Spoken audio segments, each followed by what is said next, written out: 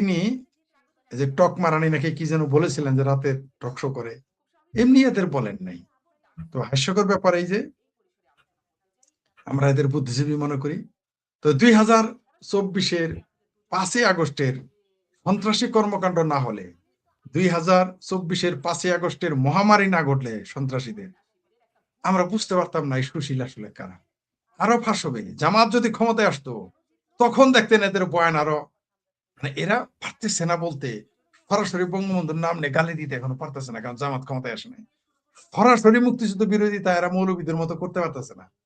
সরাসরি জামাত, হেফাজত, নেজামে ইসলাম, মুসলিম লীগ, পেয়ারা পাকিস্তানের মতো সরাসরি মুক্তিযোদ্ধার বিরোধিতা করতে পারতেছে না মুক্তিযুদ্ধের। কারণ এখনো জামাত ক্ষমতায় আসেনি। এই সুশীলদের রূপটা আরো পরিষ্কার হয়ে যাবে। এই সুশীলদের কথায় যদি কেউ মুক্তিযুদ্ধে যাইতো, আজ দেশ স্বাধীন হইতো। এই দেশ স্বাধীন করেছে অজপাড়া গায়ের মানুষ লেংটি মেরে গিয়েছিল, সেন্টো গেঞ্জি আর কাঁধে গামছা নিয়ে মাল কোচা দিয়ে মাঠে নেমেছিল মূর্খ লোকগুলো। এই সমস্ত বুদ্ধিজীবীদের কথা যদি শুনতো তাহলে আজও বাংলাদেশ স্বাধীন হতো না, হওয়ার কথা না। যেমন আজকে তাদের 2024 সালের পরে, আগে আমি কি 2024 সালের আগে আমি রাজনীতিবিদ, যে কোনো রাজনীতিবিদকে যে ঘৃণা করতাম, সেটা আমি বিস্মিত হয়ে যাই। আমি এত ঘৃণা করতাম তাদের, chairman, member, mayor, councillor, MP, মন্ত্রী, সবাইকে তীব্র ঘৃণা করতাম, এগুলো বদমাইশ। 2024 সালের পরে দেখলাম এই সুশীল বুদ্ধিজীবীরা হলো 3 গুণ বেশি বদমাইশ। ওই যাদের বদমাইশ বলি আমরা, চেয়ারম্যান, মেম্বার, এমপি, কাউন্সিলর, মন্ত্রী, এদের যত গালি দেই, এদের যেমন তারা যেমন ক্ষতি হয়, কিছু ক্ষতি হয়, তেমনি এদের দ্বারা সমাজের কল্যাণ হয়। এই বুদ্ধিজীবীদের দ্বারা দেশ, জাতি, সমাজ, ধর্ম, রাষ্ট্র, মানুষের অধিকার, গণতান্ত্রিক অধিকার সবগুলোই ধ্বংস হয় সুশীলদের দ্বারা। 5 তারিখে 2024-এর 5 আগস্টের পরে আমি বাংলাদেশে রাজনীতিবিদদের ভালোবাসতে শুরু করেছি, চেয়ারম্যান, মেম্বার, গমসুরদের ভালোবাসতে শুরু করেছি, কারণ এরাই সঠিক। এই সমস্ত তথাকথিত শিক্ষিত বদমাইশেরা এলো আসল বদমাইশ। তার একটা প্রমাণ হচ্ছে এই যে আজকে যে বয়ান দিয়েছে যে কেন প্রেসিডেন্ট কেন জেলে না থেকে জেলের বাইরে, ইউনূসের কথা বলে না কেন, কেন জামাতের আমিরের কথা বলে না, কেন জামাতকে নিষিদ্ধ, আওয়ামী লীগ নিষিদ্ধের ব্যাপারে তাদের কোনো বয়ান কেন নেই। তার মানে এরা এই দেশের নয়, কোনো না কোনো প্রভুর ভাষাতে কথা বলতেছে এবং প্রভুদের কাজকে তারা এগিয়ে নিয়ে যাচ্ছে। বাংলাদেশের মানুষ কি এতই বোকা? আগামীতে এই সুশীলেরা যে কোথায় থাকবে আমি কল্পনা করতে পারতেছি না। ধন্যবাদ। আপনি ওই যে বললেন না এই আমাদের সাধারণ মানুষ বাংলাদেশের, আমি একসময় পায়ে হেঁটে বাংলাদেশ ঘুরে মুক্তিযোদ্ধাদের ইন্টারভিউ করে মুক্তিযুদ্ধের গ্রাসরুটটা আমি খুঁজছিলাম। আমি দেখলাম বেশিরভাগ মুক্তিযোদ্ধা বাড়ি থেকে পালিয়ে গেছে, এরা ক্লাসে ফার্স্ট বয় না এখন, এরা ব্যাক বেঞ্চার ছিল, বাড়ি থেকে পালিয়ে গেছে এবং খুব সাধারণ পরিবারের সদস্য কিন্তু এরা। এবং যুদ্ধের পরে এরাই কিন্তু বিপদে পড়লো, যারা শিক্ষিত, চালাক, চতুর, বা ওই পাকিস্তানি হানাদার বাহিনীর ফেলে দেওয়া অস্ত্র হাতে নিয়ে 16 ডিসেম্বরের পরে মুক্তিযুদ্ধের সাজলো, হ্যাঁ, তারাই সবকিছু নিয়ে গেল, এরাই সমস্যায় পড়লো। এদের জন্যই কোটা কোটা ব্যবস্থা চালু করা হয়েছিল, সেই ব্যবস্থাটা কেড়ে নেওয়া হয়েছে। রাজাকারের নাতিপুতিরা সমস্ত জায়গায় কোটাতেই যাচ্ছে, কোথাও কিন্তু মেধাতে যাচ্ছে না তারা। আজকে এই সংসদে আপনারা দেখেন জামাত বিএনপি দুইটাই যুদ্ধাপরাধীদের ছেলে, যেসব যুদ্ধে ফাঁসি হয়েছিল তাদের ছেলেদের সংসদে আনছে। এবার সালাউদ্দিন কাদের চৌধুরীর ছেলে আজকে সংসদে বলেছে তার বাবাকে মিথ্যা মামলায় হত্যা করা হয়েছে, অথচ বিএনপি এই সালাউদ্দিন কাদের চৌধুরীর ফাঁসির পরে তার স্থায়ী কমিটির সদস্য, তার জন্য একটা মিলাদও দেয় নাই কিন্তু বিএনপি।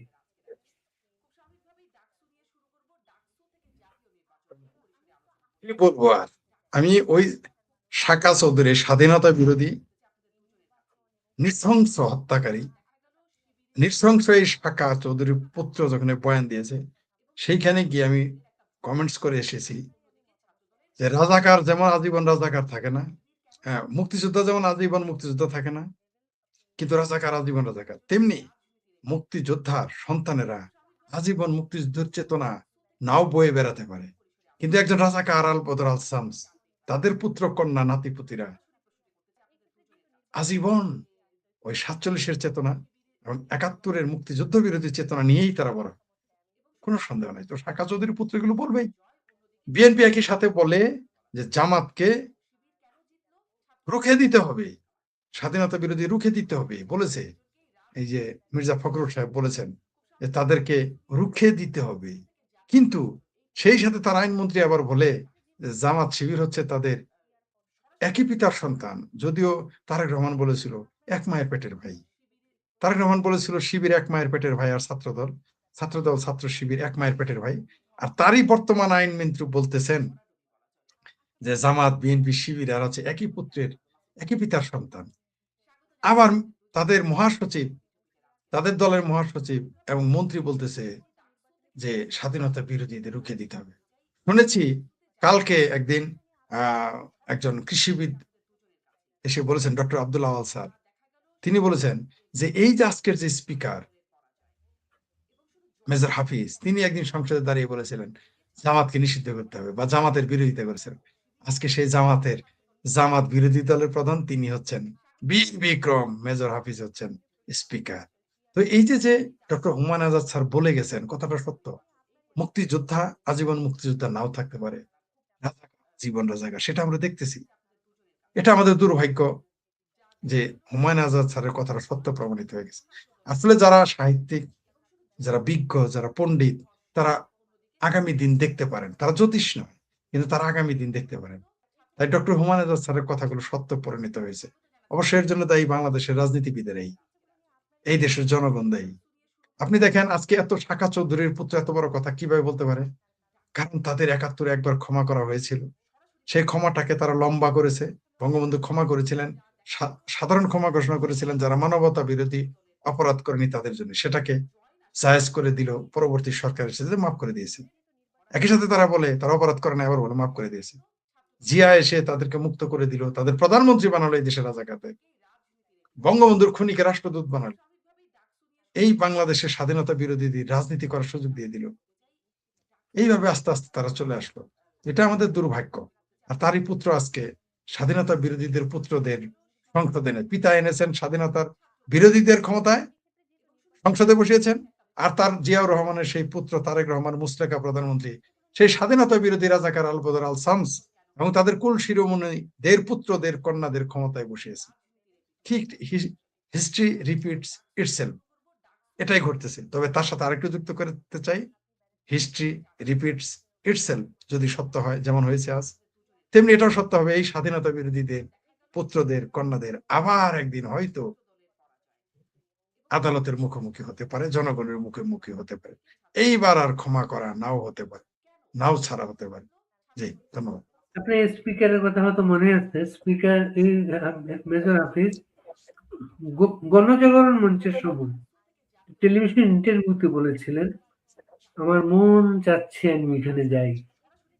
মন চাচ্ছে, যে এটা মুক্তিযোদ্ধা হিসেবে বিএনপি করেন, যেতে পারছেন না, তখন কিন্তু তার বলেছিলেন মন চাই, কিন্তু তার মন চাইতো শাহবাগে স্বাধীনতা বিরোধীদের বিরুদ্ধে আন্দোলনে যোগ দিতে, কিন্তু তিনি পারেন নাই। মন চাইলো, তার দলের জন্য পারেন নাই।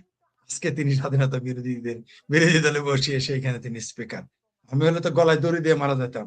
একজন মুক্তিযোদ্ধা, একজন বীর বিক্রমের সামনে স্বাধীনতা বিরোধী দলে বসবে, আমি তার জায়গায় হলে তো গলায় দড়ি দিতাম, নাহলে দেশ ছেড়ে চলে যেতাম, বনবাসে চলে যেতাম। আপনি যে আইনমন্ত্রীর নাম বললেন, তার ব্যাকগ্রাউন্ড তো আপনি জানেন। আপনি একটু জাসদ জনগণকে বলে ছাত্রলীগ দিন। জাসদ ছাত্রলীগ থেকে আসা লোক। ও, ওটা জাসদ ছাত্রদের লেখারা তাহলে অরিজিনাল রাজাকার, অরিজিনাল বঙ্গবন্ধু বিরোধী, অরিজিনাল আওয়ামী লীগ বিরোধী, অরিজিনাল ভারত বিরোধী, অরিজিনাল হিন্দু বিদ্বেষী, অরিজিনাল মুক্তিযুদ্ধ বিরোধীরা কেবল চাষত করে। আপনারা সাদিক শাকিলের যে জি, উপন্যাসটা নিষিদ্ধ নাসির করা হয়েছে সাদিক। লিখেছেন, ওইটা একটু আমাকে শেয়ার করবেন? জি, জি, অবশ্যই অবশ্যই। নাফিস সাদিক সাতিলের যে বইটা নিষিদ্ধ করেছে, অদ্ভুত ব্যাপার, বইটা রাষ্ট্রীয়ভাবে নিষিদ্ধ নয়, এখনো কোনো মিছিলও হয়নি। তার বইয়ের নাম হচ্ছে তার বইয়ের নাম হচ্ছে ফেইথ ফেইথ মোবাইল। এটা তার একটা উপন্যাসিকা, ছোট যেটা সেটা উপন্যাসিকা, চমৎকার একটা বই। এই সাদিক সাদিক সাতিলের যে উপন্যাস, সেখানে তিনি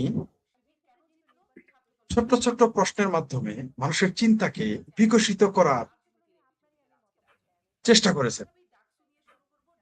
কিন্তু আমরা কি দেখলাম, এই যে আপনার এখানে ভয়টা কার, এই নাফিস সাদিক সাতিল তিনি যে গ্রন্থটা লিখেছেন ফেইথ, তার বই নাম হচ্ছে ফেইথ মোবাইল। সেখানে মাত্র 3-4টি চরিত্র চমৎকার ভাবে তিনি বর্ণনা করেছেন নর্থ আমেরিকার একটা ঘটনা নিয়ে। সেখানে ভ্রমণ কাহিনী, মূলত ভ্রমণ কাহিনী। সেইখানে ভ্রমণ কাহিনীর ভিতরে তিনি বিভিন্ন প্রশ্ন এনেছেন। এতেই সেখানে কোনো ধর্মের বিরোধিতা তিনি করেন নাই, কোনো ধর্মের নামও নেননি। কিন্তু হঠাৎ করেই এই যে মৌলবাদীদের পৃষ্ঠপোষক, উদ্ভাসের মালিক, রকমারির যে মালিক, তার চোখে বিষয়টা ভালো লাগে নাই। তিনি তার যে বিক্রির তালিকাতে ছিল বইটা নিষিদ্ধ করবেন, তাকে বাতিল করে দিয়েছে। এটা হাস্যকর। কেন আমরা দেখেছি হাস্যকর মনে হলো কেন আপনার? রকমার তো জামাতের একটা পজিশন এটা। এটা আমি বলেছিলাম আওয়ামী লীগ ক্ষমতায় থাকতে আওয়ামী লীগের লোকেরা মানে নাই। এই রকমারির মালিক কিন্তু আমাদের সরিষাবাড়ি, তার ডাক নাম সোহাগ। তাকে আমি খুব ভালো করেই, তার পিতা মাতার সাথে তার মা বাবা অত্যন্ত পোলাইট মানুষ, তার পিতা একজন শিক্ষক, চমৎকার একজন মানুষ। আমরা তাকে খুব পছন্দ করি সবাই। এই সোহাগের বাবাকে, আবুল হোসেন স্যারকে অপছন্দ করে এমন কোন লোক পাবেন না, সবাই তাকে পছন্দ করে। চমৎকার, খুবই মাই ডিয়ার প্রকৃতির একজন লোক। অদ্ভুত ব্যাপার, এরা কিন্তু আওয়ামী লীগ পরিবারের লোক, আওয়ামী পরিবারের। কিন্তু এই আওয়ামী পরিবারের লোকগুলো কিভাবে হঠাৎ করে আওয়ামী লীগের সর্বোচ্চ সুবিধা নেওয়ার পরে সর্বোচ্চ ব্যক্তিদের সাথে, আমি বলবো না সর্বোচ্চ ব্যক্তি, সর্বোচ্চ ব্যক্তিদের সাথে যাদের যোগাযোগ, তাদের সাথে তার যোগাযোগ ছিল। এবং তার কোচিং সেন্টারকে, উদ্ভাসকে সারা দেশে ব্যাঙ্গের ছাতার মতো ছড়িয়ে দিয়েছে। রাষ্ট্রীয় পৃষ্ঠপোষকতা, প্রশ্নপত্র ফাঁস করত, তার কাজ হচ্ছে প্রশ্নপত্র ফাঁস করা। এবং এগুলো করে সে বিভিন্ন জায়গায়, একবার নিজেকে দাবি করেছিল নাস্তিক। সে বলেছে সে একদা নাস্তিক ছিল, তারপর সে আবার মুসলমানিত্বে ফিরে গেছে। নাস্তিক কিভাবে মুসলমান নেই ফিরে যায়? অন্য কোনো ধর্ম নিতে পারে, নাস্তিক কখনো মুসলমান হইতে পারে না। যাই হোক, সে সত্যি নাস্তিক হয়েছিল কিনা, নাস্তিক হয়ে তাহলে সে ইসলাম ফিরে সে ভণ্ডামি করেছে কিনা অর্থের জন্য আমরা জানি। সেই লোকটা এখন জামাতে হয়ে কাজ করেছে। তার নামে বাংলাদেশে সন্ত্রাস, মানে জঙ্গিবাদের সাথে জড়িত হওয়ার তদন্ত শুরু হয়েছিল অজানা কারণে। তার সেই তদন্ত বন্ধ করে দেওয়া হয়। অদ্ভুত ব্যাপার, যখন তার নামে অভিযোগ করে, সাথে সাথে সে মুক্তিযুদ্ধের পক্ষের যত বই আছে সব কেনা শুরু করে বিক্রি করা শুরু করেছে। এই একটা তার স্ট্যান্ড, বদমাইশি। এবং তার কোচিং সেন্টার গুলোতে নিয়মিত স্বাধীনতা বিরোধী, বঙ্গবন্ধু বিরোধী, শেখ মুজিব বিরোধী, ভারত বিরোধী এবং হিন্দু বিদ্বেষী যত বয়ান আছে সবগুলো তুলে ধরা হতো। শুধু তার না, বাংলাদেশের প্রায় 80% কোচিং সেন্টারের কাজই হলো মুক্তিযুদ্ধ বিরোধী ন্যারেটিভ পয়দা করা, বঙ্গবন্ধু বিরোধী ন্যারেটিভ পয়দা করা। এটা আপনি আওয়ামী লীগের লোকদের বিশ্বাস করাতে পারবেন। বাংলাদেশের মাদ্রাসাগুলো যত না ক্ষতিকর হয়েছে, এই 2024-এ যে আন্দোলন হয়েছে, এগুলো কোচিং সেন্টারের অবদান রয়েছে।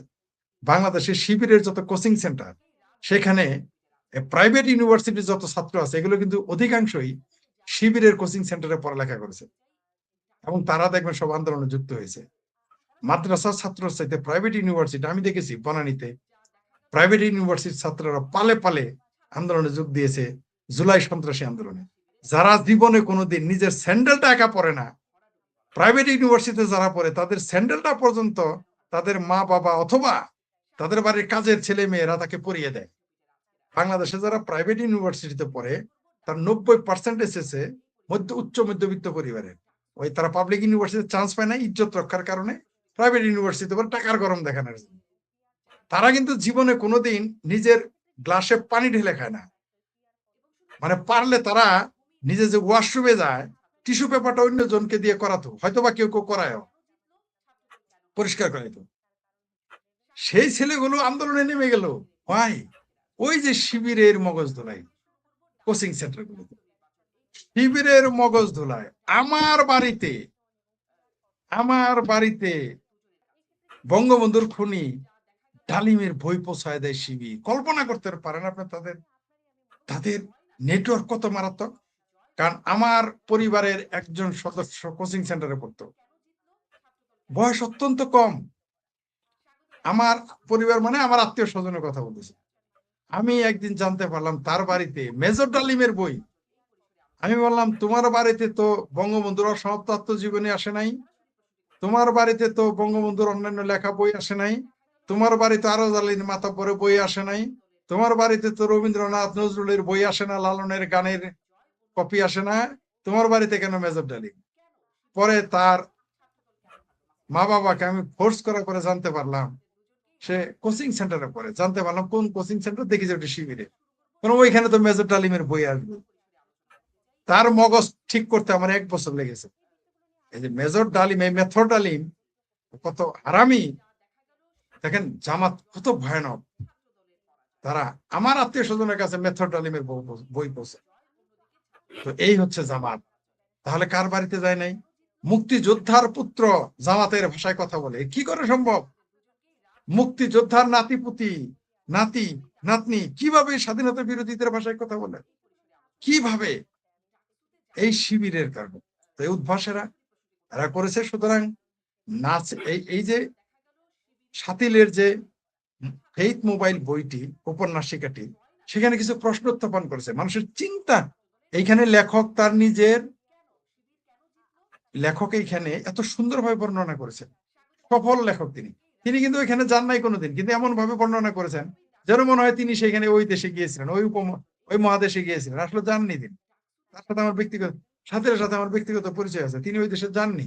সেই দেশে এত সুন্দর বর্ণনা করেছেন এই লেখক। চমৎকার একটি বই, চিন্তার খোরাক জুগিয়েছে। এই চিন্তাকে ভয় পায়, চিন্তার মুক্তিকে ভয় পায় রকমারি। রকমারি জানে যে চিন্তার মুক্তি পেলে স্বাধীনতা বিরোধীরা বিপদে পড়ে, চিন্তার মুক্তি পেলে ধর্ম ব্যবসায়ীরা বিপদে পড়ে, চিন্তার মুক্তি পেলে পোষক প্রশ্নবিদ্ধ হবে। সেই জন্য তার বইটি সরিয়ে ফেলেছে।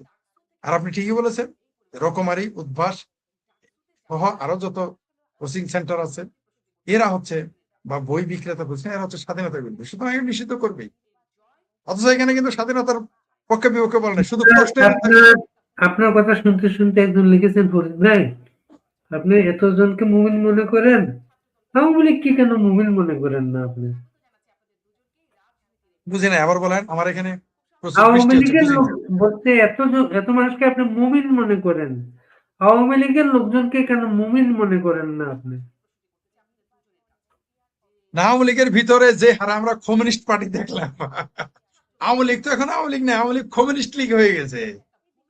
এই কমিউনিস্ট পার্টি আমি লিখেছি কমিউনিস্ট লীগ, মার্কেট পেয়ে গেছে এই কথা, কমিউনিস্ট লীগ লিখেছি, অনেকেই খেপে গেছে আমার উপর। আওয়ামী লীগের ভিতরে তো এই অবস্থা। আওয়ামী লীগ ধর্মনিরপেক্ষতা, তারা আসলে কি জানেন, আমার মনে হয় অনেকেই বলে জামাতের সমালোচনা করে, বিএনপির সমালোচনা করি। আসলে আমার মনে হয় বাংলাদেশে কাউকে লাগতো না আওয়ামী লীগের, আমাদের কথা বলতে হতো না। আওয়ামী লীগ যদি শুধু তাদের যে আদর্শ সেটাতে থাকতো, আজকে এই পরিণতি হতো না। আজকে এই পরিণতি হতো না। শুধু অনেকেই বলে কি লুটপাটের জন্য দেয়, লুটপাটের জন্য দেয়। লুটপাট ইউনিস করে নাই? যেখানে গিদর ফারুকি, তত ওই সরোয়ার ফারুকির তিশার ভাতার 1,18,000 টাকা তার সকালের নাস্তার বিল। এটা দুর্নীতি না? লুটপাট না? ইউনুস 40,000 কোটি টাকার লোন নিয়েছে, 46 কই গেল এই লোন দিয়ে? কি করছে ইউনুস? হাজার হাজার কোটি টাকা মারে নাই? আমার ভাবির পোলারা শত শত কোটি কোটি টাকা মারে নাই? তাহলে লুটপাট তো তারাও করেছে। লুটপাটের জন্য যদি সরকারের পতন হয়, তাহলে ইউনিট সরকার কিভাবে 18 মাস টিকে থাকে, আর বিএনপি কিভাবে টিকে থাকে? লুটপাটের জন্য যদি কোনো সরকার যায়, আসলে আদর্শিক কারণে সরকারের পতন ঘটেছে। আওয়ামী লীগ যখন তার আদর্শ থেকে বিচ্যুত হয়েছে, আপনি আওয়ামী লীগের কর্মীদের যদি জিজ্ঞেস করেন তাদের আদর্শের কথা, দেখবেন যে যদি বলেন বাঙালি জাতীয়তাবাদ কি, ইনিয়ে বিনিয়ে দেখবেন কোন দিকে যায়। আপনি যখন বলবেন আওয়ামী লীগের ভিতর সমাজতন্ত্র আছে, কই আওয়ামী লীগের কোন নেতা তো সমাজতন্ত্রের কথা একবারও আমার সামনে বলেনি, মঞ্চে তো বলেই নাই। আমি কোনোদিন বলতে শুনি, আপনি বলতে শুনেছেন বাড়ি ভাই? আপনার জীবন সাংবাদিকতায় অত্যন্ত বর্ণাঢ্য একটা জীবন, আপনার ছাত্র জীবন, আপনার পেশাগত জীবন না, আপনার বর্ণাঢ্য। আপনিই বলেন তো, আমি তো শুনি নাই আপনি কোনোদিন শুনেছেন আওয়ামী লীগের এখন কোন নেতার সাথে? এখন এখন বিপদ হয়েছে যেটা, আমাদের সাথে আমাদের তরুণ বয়সে একটা মানুষ জিজ্ঞেস করতো, ভাই কেমন আছেন? ভালো আছে। এভাবে আমরা শুরু করতাম না? কেমন আছেন বললেই ভালো আছি বলে না। আলহামদুলিল্লাহ। বাকিগুলো আলহামদুলিল্লাহ আরবিতে বলুক, বাকিগুলো কিন্তু আরবিতে বলে না। এতটুকুই কিন্তু আলহামদুলিল্লাহ। জাযাকাল্লাহ খায়ের। এই ২-৩ শব্দ এর বাকিগুলা কিন্তু আরবিতে বলে না। আরবিতে যদি তারা আরবি শিখতো তাহলে এরকম ভণ্ড হইতে পারতো না, বা তারা অজ্ঞ থাকতো না। আরবি যদি শিখতো, আরবি শিখলেই তো তারা আপনি দেখবেন আরবি সাহিত্যের ছাত্র কখনো মৌলবাদী হয় না, হ্যাঁ, মাদ্রাসা ছাত্র। আমি কোনো মিশরের আরবি মিশরের নাগিব মাহফুজ তাকে সে নোবেল পুরস্কার পেয়েছে সে। আরবি সাহিত্য তার। যে আরবি সাহিত্য, শুধু তাই না, মিশরের সর্বশ্রেষ্ঠ, সর্বকালের সর্বশ্রেষ্ঠ যাকে বলা হয় তার নাম আবু আলা আল মাহারি। ওখানে আরেকজন রয়েছেন ডক্টর তোয়ায়া হোসেন, আরবি সাহিত্যের। তাদের নিয়ে কেউ কথা বলে না। এই দেশে কথা বলে মওদুদিকে নিয়ে, এই দেশে কথা বলে খাজা মঈনুদ্দিন চিশতিকে নিয়ে, শাহজালালকে নিয়ে, কিন্তু আবু আলাল মাররিকে নিয়ে কথা বলে না, ডক্টর তোয়ায়া হোসেনকে নিয়ে বলে না। ওগুলো আমরা চর্চা করি। মিশরের সর্বকালের সর্বশ্রেষ্ঠ পণ্ডিত আবু আলাল মাররি, তার সাহিত্য নিয়ে কথা বলে না। কারণ কি? থলের বিড়াল বেরিয়ে যাবে। এরা যারা পায়ের প্যান্টের নিচে, টাকনুর নিচে প্যান্ট কেটে দেয়, এরা হচ্ছে বিপজ্জনক। আমি এক আওয়ামী লীগের নেতার বাড়িতে বাসা ভাড়া থাকতাম। ভাই কি বলবো, আপনি শুনলে বিশ্বাস করতে পারবেন না। আমি আমার বাসায় ২ জন মানুষের ছবি থাকে। একটা হচ্ছে সমাজতান্ত্রিক রাজনৈতিক নেতার কোনো না কোনো ছবি, অথবা আরেকটা যেটা আমার প্রিয় সেটা হলো যে চার্লি চ্যাপলিন। এই ২টা ছবি আমার বাসায় রাখলাম। চার্লি চ্যাপলিনকে আমার অসাধারণ একজন বিপ্লবী মনে হয়, মানে আমার মনে হয়। তার অভিনয় দেখে শুধু আমি আপ্লুত হইনি, তার অভিনয়ে, তার এই যে মুখ বধির হিসেবে তার যে অভিনয়, সেখানে অনেক মেসেজ থাকতো। মানুষ কথা না বলে যে কথা বলা যায়, কেউ যদি জানতে চায় চার্লি চ্যাপলিনের কাছে শিখতে হবে। চার্লি চ্যাপলিনের ছবি আমাকে টান দিয়ে ছিঁড়ে ফেললো। আওয়ামী লীগের নেতা বললো কি, আমি তার বাসায় ভাড়া থাকতাম। ভাড়া থাকা মানে কি, ওই বাসা যেটুকু ভাড়া নিয়েছি ওটুকুর মালিক তো আমি ওই মুহূর্তে, নাকি যতক্ষণ বের না করে দেয়। সে আমার ছবিটা ছিঁড়ে ফেললো, বললো ছবি, ঘরের ছবি রাখা হারাম। অবাক হয়ে গেলাম, তিনি আওয়ামী লীগের নেতা। তার নামটা এখন বললাম না, কারণ এখন বললে বলবে বিপদে আছে। যেদিন আওয়ামী লীগ ক্ষমতায় আসবে তার নামটা তখন বলবো। তার বাসায় আমি ভাড়া থাকতাম, তার ফ্ল্যাটে। তিনি ছবিটা ছিঁড়ে ফেলে, আওয়ামী লীগের নেতা। এবং রিয়েলি সে কোনোদিন আওয়ামী লীগের, কোনোদিন এমন না যে সে বিএনপি থেকে আওয়ামী লীগে এসেছে, বা জামাত থেকে আওয়ামী লীগে এসেছে, বা বা তখন তার হেফাজত নাই, বা জাতীয় পার্টিতে এসেছে, তা না। তাকে আমি চিনি। তিনি ছাত্র জীবন থেকে আওয়ামী লীগ করা মানুষ, মানে ছাত্রলীগ করা লোক। ছাত্রলীগ, তিনি আমার বয়সও বড়। ছাত্রলীগ করা লোক আওয়ামী লীগ, তিনি এসে ছবিটা ছিঁড়ে ফেলে। আমি সাথে সাথে বললাম, আমি তখন ভাই ছবিটা ছিলেন কেন, কয় না ছবি রাখা যাবে না। আমি বললাম ভাই আপনার বাসায় আমি থাকবো না, কয় না থাকলা। আমি বললাম ঠিক আছে, আপনার বাসায় আমি ছেড়ে দিলাম। চিন্তা করে দেখেন, একজন আওয়ামী লীগের নেতা, মফস্বল, মানে উনি মফস্বল থেকে উঠে আসা নেতা, সেন্ট্রাল মেম্বার না। তো উনি, এটা তো একটা সিম্পল সেম্বল। এরকম তো আরো আছে। আমি এক আওয়ামী লীগের নেতার নাম জানি, তার বাড়ি তার ওইখানে গেলে যায় না, বাজার টুপি নিয়ে যাইতে হইতো। এখন সমালোচনা করলে বলবে আওয়ামী লীগের সমালোচনা করো। ভাই আওয়ামী লীগের সমালোচনা এখন কোনো ক্ষমতায় আসলে করলে তো আপনি আমার হাড় মাংস চূর্ণ করে ফেলেন। এখনো যেমন ইয়াতে আত্মগোপনে থাকে। ইয়াতে আমি মিশরে আরকি কায়রোতে নাগিব মাহফুজের ইন্টারভিউ করতে গেছিলাম। উনি আমাকে সময় দিলেন হচ্ছে একটা 5 স্টার হোটেলের লবিতে। উনার বাসায় আমি গিয়েছিলাম, বাসা খুঁজতে। তারপরে উনার মানুষকে দিয়ে একটা 5 স্টার হোটেল লবিতে দিলেন।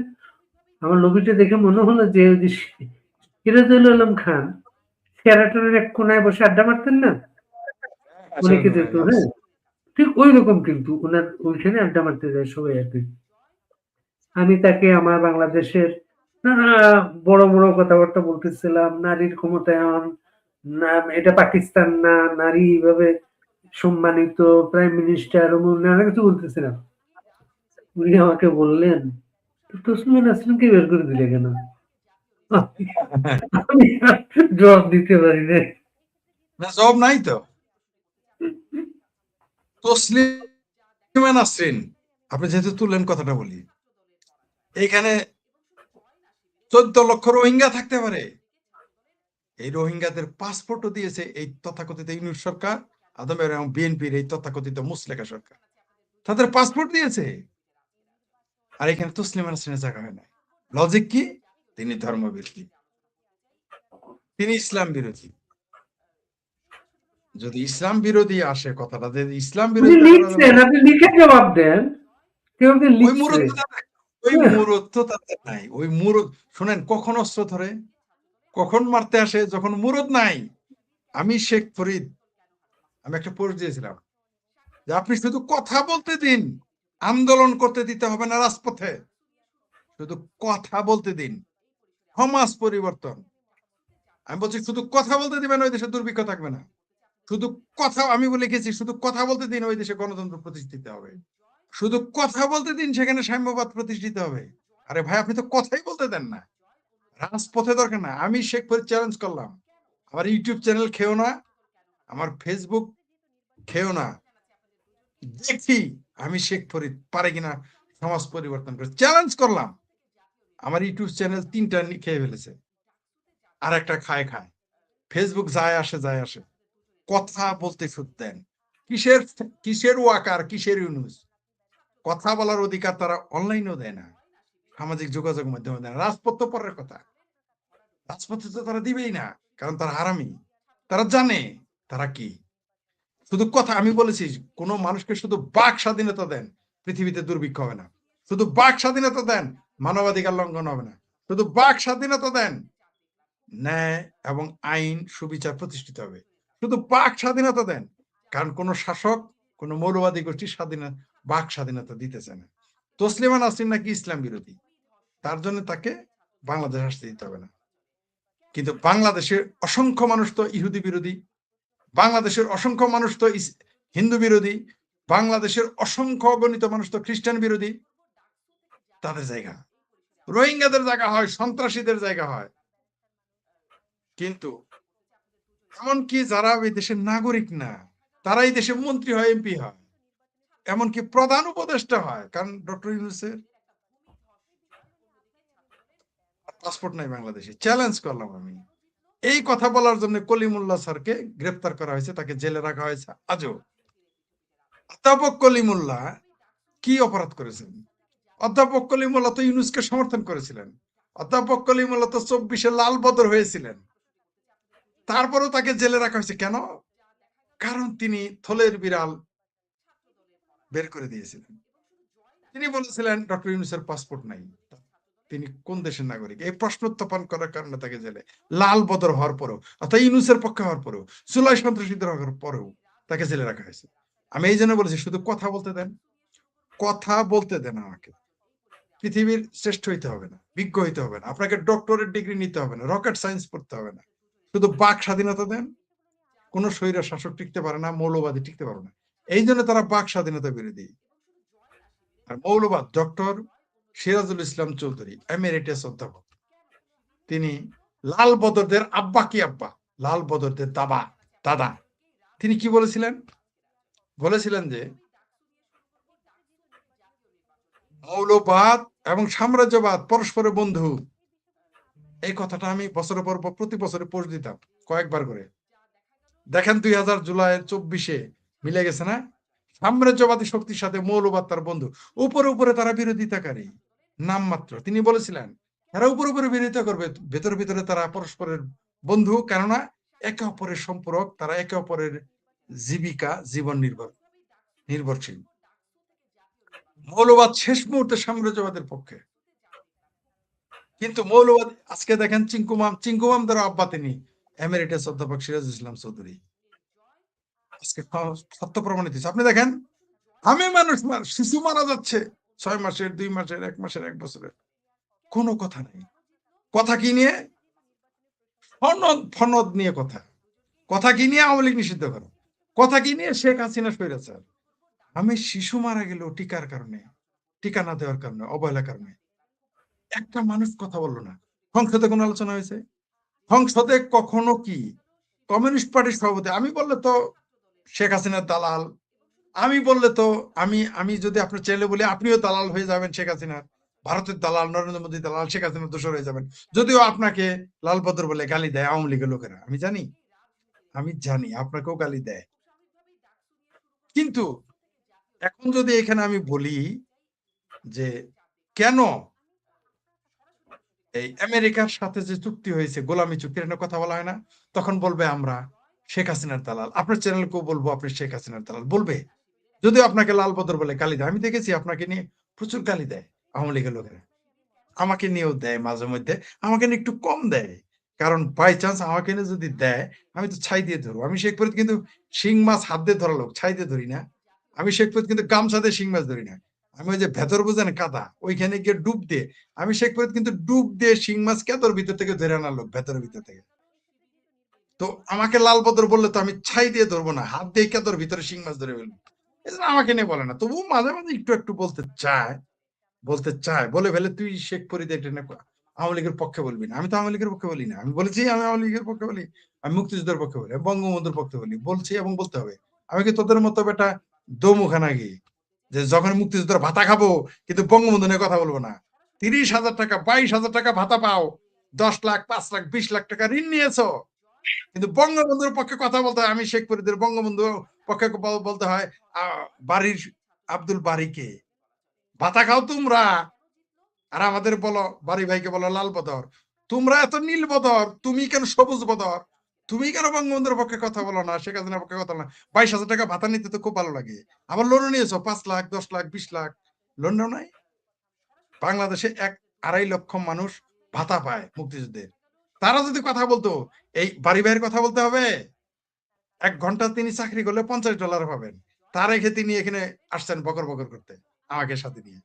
আমিও ফরিদে 1 ঘন্টা কাজ করলে অন্তত 200 টাকা পাবো, তিনি 5,000 টাকা 4-5,000 টাকা পাবেন।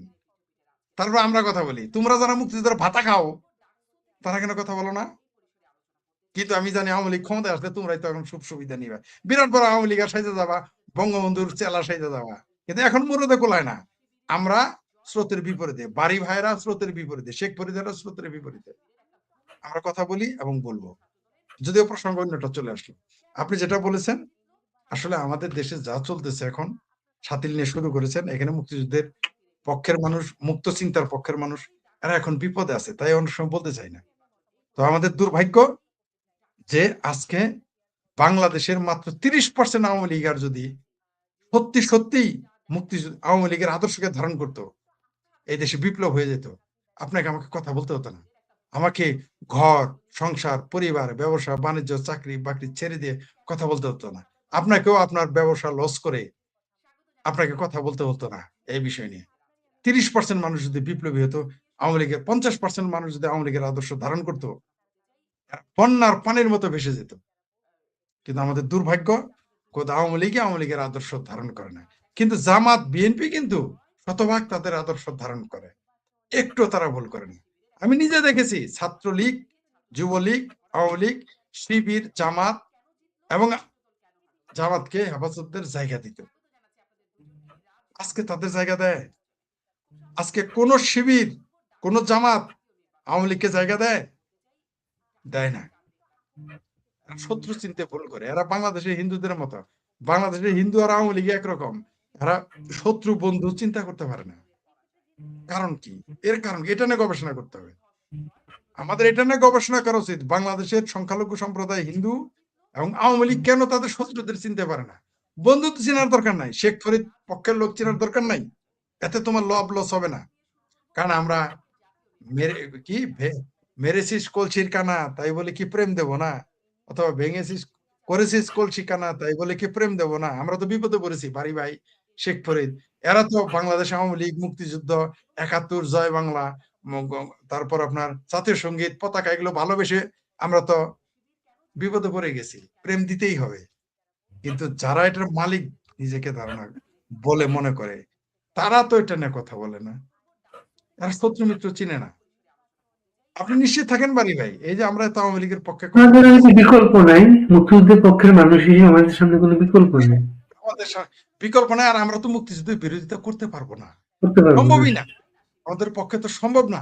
আমাদের যদি 100 কোটি নয় 1000 কোটি টাকা দেওয়া, আমরা ওই যে মেজর আখতারুজ্জামানের মতো, কর্নেল অলির মতো জামাতের গোলামি করতে পারবো না, সম্ভব না। যদি হতো, আমি শেখ ফরিদ বিএনপির ক্ষমতাধর একটি পরিবারের সাথে আমার ব্যক্তিগত পারিবারিক সম্পর্ক ভালো, আমি চাইলে অনেক সুবিধা নিতে পারতাম, এখনো পারি, কিন্তু আদর্শগত কারণে তো আমি ছাড় দিতে পারি না। অনেকে আমার সম্পর্কে জানে না, আমি শেখ ফরিদ কালকে যদি শুধু বিএনপির সমালোচনা বাদ দিই, এনাফ ইজ এনাফ, কিন্তু আদর্শগত কারণে তো আমি ছাড় দিতে পারি না। আমাকে যারা ব্যক্তিগতভাবে চিনেন, আপনি হয়তো জানেন না, যারা ব্যক্তিগতভাবে জানে বিএনপির উচ্চ ক্ষমতাধর একটি পরিবারের সাথে ব্যক্তিগত সম্পর্ক, তাদের বাড়ি যাইতে আমার রাত 2টোর সময় অ্যাপয়েন্টমেন্ট লাগবে না, তিনি যতক্ষণ তার অ্যাপয়েন্টমেন্ট লাগে না আমাকে লাগবেও না কোনোদিন, এমন সম্পর্ক। কিন্তু আমি তো আদর্শগত কারণে তাদেরকেও সমালোচনা করার ছাড় দেই না। কিন্তু আওয়ামী লীগের মানুষ, মুক্তিযুদ্ধের পক্ষের দাবিদার অনেকেই আছে, তারা আপোষ করে। চিঙ্কু মামদের কথা তো আর বলতেই নেই, তারা কি করে না করে নিজেরাই জানে না। আপনি দেখেন আজকে স্বাধীনতা বিরোধীদেরকে যেভাবে আস্কারা দিয়েছে, 2024-এর 5ই আগস্ট পরে সবচেয়ে ক্ষতিগ্রস্ত হয়েছে মুক্ত চিন্তা এবং সমাজতান্ত্রিক আন্দোলন। বাংলাদেশে কমিউনিস্ট রাজনীতির কবর রচনা হয়েছে 2024-এর 5ই আগস্ট, এটা তারা বুঝতেই আছে না, এটা বোঝানো যায় না। আওয়ামী লীগের কবর রচনা হয় নাই 2024-এ। যারা মনে করে আওয়ামী লীগের চিঙ্কু মামের অনেকে আমাকে লিখে শেখ ফরিদ জীবনের আওয়ামী লীগ ক্ষমতায় আসবে না, আমি বললাম আপনারা জামাত জানে ক্ষমতায় আসবে, আপনারা না জানলে আমার কিছু করার নাই। এই দেশের চিঙ্কু মামেরা জামাতের চাইতেও ভয়ঙ্কর আওয়ামী লীগ বিরোধী। চিঙ্কু মামের 3 কাম: বঙ্গবন্ধু, ভারত এবং আওয়ামী লীগের পদ, আর কোনো কামই নেই। আসলে যেটা বলতেছিলাম যে আওয়ামী লীগ যদি তাদের 50% মানুষ না, মাত্র 30% মানুষ সত্যিকারে আওয়ামী লীগের আদর্শ ধারণ করত, তাহলে আজকে বাংলাদেশ এই স্বাধীনতা বিরোধীরা, আমার ভাবির পোলারা ক্ষমতায় আসতো না। আপনি দেখেন আম্মারের মায়ে কি করে, আম্মারের মা ফেসবুকিং করে, ফেসবুকে সোশ্যাল ওয়ার্কে তার 60,000-এর মতো ফলোয়ার। ক্যান ইউ ইমাজিন, একজন রাজাকার আল বদরের আন্ডা বাচ্চা, তার মায়ের 60,000 ফলোয়ার। কয়জন মুক্তিযোদ্ধা পরিবারের 60,000 ফলোয়ার আছে, কয়জন? কিন্তু এই শিবির আম্মারের মায়ের 60,000 ফলোয়ার, শিবিরের আম্মারের মায়ের ফেসবুকের পোস্ট শেয়ার হয় হাজার হাজার, যেখানে খোদ আওয়ামী লীগের চ্যানেলে, আওয়ামী লীগের পেজে, আস্তাগফিরুল্লাহ, কল্পনা করতে পারেন আওয়ামী লীগের পেজে লাইভ কয়জন দেখে, কয়টা শেয়ার করে? হচ্ছে পার্থক্য। কারণ যারা স্বাধীনতা বিরোধী, যারা আল বদর আল শামস, তারা শতভাগ আল বদর, শতভাগ আর রাজাকার, শতভাগ আল বদর, শতভাগ আল শামস, শতভাগ গোলাম আজম 47-এর চেতনা ধারণ করে, শতভাগ 71 বিরোধী। কিন্তু যারা মুক্তিযুদ্ধের পক্ষের, তারা শতভাগ তো দূরের কথা, 50 ভাগ না, 30 ভাগও না, 25 ভাগও না, 20 ভাগও তারা স্বাধীনতার পক্ষের কাজ করে না। আপনি বলেন তো, 2.5 লক্ষ মানুষ মুক্তিযুদ্ধের ভাতা পায়, 1 লক্ষ নাকি শুনেছি ভুয়া মুক্তিযোদ্ধা, তাহলে 1.5 লাখ। আচ্ছা 1.5 লাখ বাদ দেন, 10%, 15,000, 15,000 মুক্তিযুদ্ধের ভাতা খাওয়া পরিবার যদি কালকে ফেসবুকে পোস্ট দেয়, এই সরকার 150 দিনের মধ্যে পড়ে যাবে। আমি লিখে দিলাম আপনাকে, 150 দিনের মধ্যে এই সরকার পড়ে যাবে, শেখ হাসিনা চলে আসবে, আওয়ামী লীগ ক্ষমতা চলে আসবে। আপনি কি বলতে পারবেন আমাকে 15,000 মুক্তিযুদ্ধের ভাতা খাওয়া পরিবার মুক্তিযুদ্ধের পক্ষে কথা বলে, শেখ হাসিনা সরকারের পক্ষে কথা বলে, যেভাবে আপনি বলি, আমি আপনি যেভাবে বলি, এভাবে বলার দরকার নাই। শুধু তাদের প্রতিদিন একটা করে ছোটখাটো পোস্ট দেখ, জয় বাংলা লিখুক, শুধু কিছুই লেখার দরকার নাই, শুধু লেখুক জয় বাংলা, জয় বঙ্গবন্ধু, আপনি পাবেন না। এদের তো দূরের কথা, 300 জন এমপি ছিল, 300 জন এমপির পরিবার কথা বলে কিনা, এই প্রশ্ন যদি করি, তাহলে আমি শেখ ফরিদ তখন লাল বদর বানা হয়ে যাবে। যদি আমাকে লাল বদর বানানো যাবে না, আমি জুলাইয়ের এই আগস্টের 5 তারিখের পরে বলি না সোনার চান পিতলা গুগুরা, আমি আগেই বলি আমার বিরুদ্ধে সুদূরবুদ্দূর চলবে না। একটা তালিকা করেছে কারা কারা মুক্তিযুদ্ধের, কারা কারা 5ই আগস্টের পরে বঙ্গবন্ধুর পক্ষে, আওয়ামী লীগের পক্ষে, মুক্তির পক্ষে কথা বলেছে। তো অনেকে আমাকে লিখেছে, ফরিদ ভাই ওইখানে তো আপনার নাম নাই। আমি বললাম কেন আমার নাম থাকবে? ওরা লিখেছে 5ই আগস্টের পরে যারা বঙ্গবন্ধু, মুক্তিযুদ্ধ, আওয়ামী লীগ, স্বাধীনতা বিরোধীদের পক্ষে কথা বলেছে তারা সোচ্চার কথা তালিকা দিন। তা আমি তো 5ই আগস্ট আগে থেকেই বলি, তা আমার নাম কেন? যদি বলতো 5ই আগস্ট আগে থেকে কে কে বলে, তাহলে আমার নাম 1 নম্বরে না হলেও 3 নম্বরের মধ্যে থাকতো। যদি আমি কোনোদিন ফার্স্ট বয় ছিলাম না, 5 এর মধ্যে থাকতাম বা 10 এর মধ্যে থাকতাম, তো 10 এর মধ্যে রাখতে হবে। আগে থেকেই বলি, কারণ আমি নিঃস্বার্থভাবে আওয়ামী লীগের পক্ষে না, মুক্তিযুদ্ধের পক্ষে কথা বলি, বলছি, বলে চলছি, বলে চলবো। তো আমাদের দুর্ভাগ্য যে এই মুহূর্তে মুক্তিযুদ্ধের পক্ষের মানুষগুলো নীরব।